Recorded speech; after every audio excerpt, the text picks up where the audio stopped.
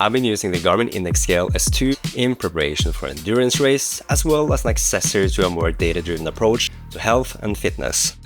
But is the Garmin Index Scale S2 worth it in 2025? This is H. Miller, and this is my long-term review.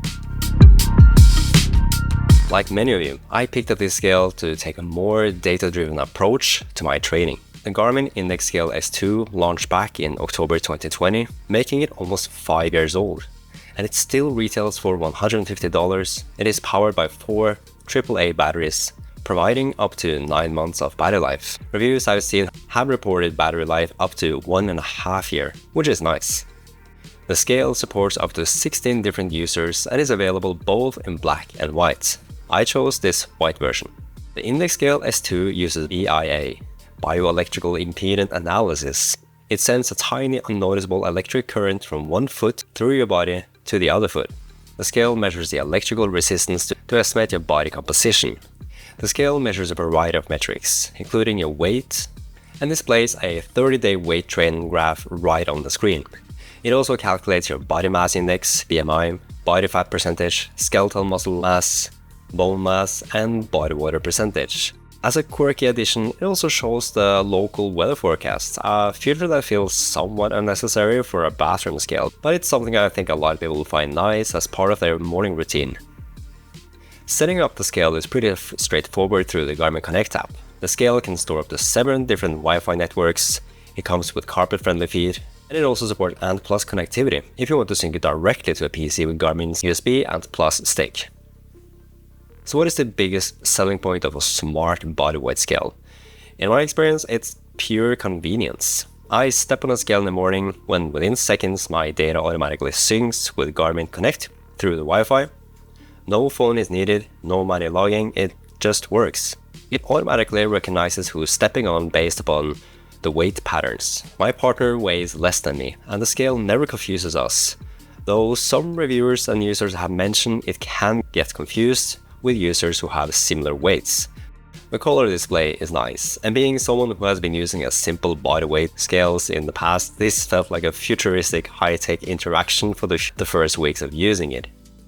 You can customize what the metrics shows up through the app, so you're not overwhelmed with the data you don't care about.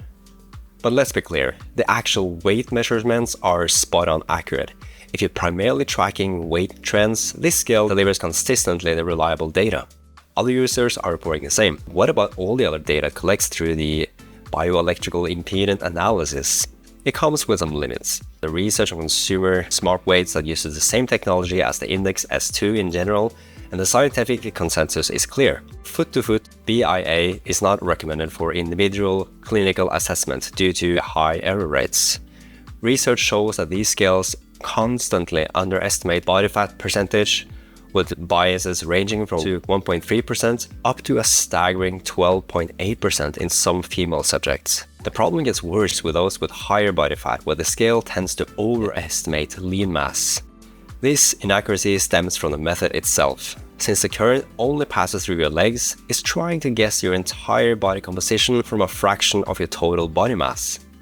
Furthermore, the readings are incredibly sensitive to things like hydration. Being even slightly dehydrated can cause the scale to underestimate your fat-free mass by as much as 5 kilograms. Reports across Reddit and Garmin's own forums are consistent. The weight measurement is excellent and reliable. Body composition metrics are not accurate for many users, especially for fit or lean or older athletes. Some users though have reported increased accuracy when calibrating the body fat percentage to a more precise measurement done with body fat calipers or a DEXA scan, and you can add that as a reference data into the Index Scale S2 in Garmin Connect. So let's break it down. For weight, the scale is accurate and reliable, making it great for daily trend tracking. For body fat, muscle, bone, and water percentage, you should treat this as rough estimates or indicator data. They can be useful for tracking general direction of change over weeks or months, but don't assume they're accurate on any given day. So in my use case, I used a body fat caliper and calculated the scores I got from that, and I calibrated my Index Scale S2. And in my experience, it's more or less fine.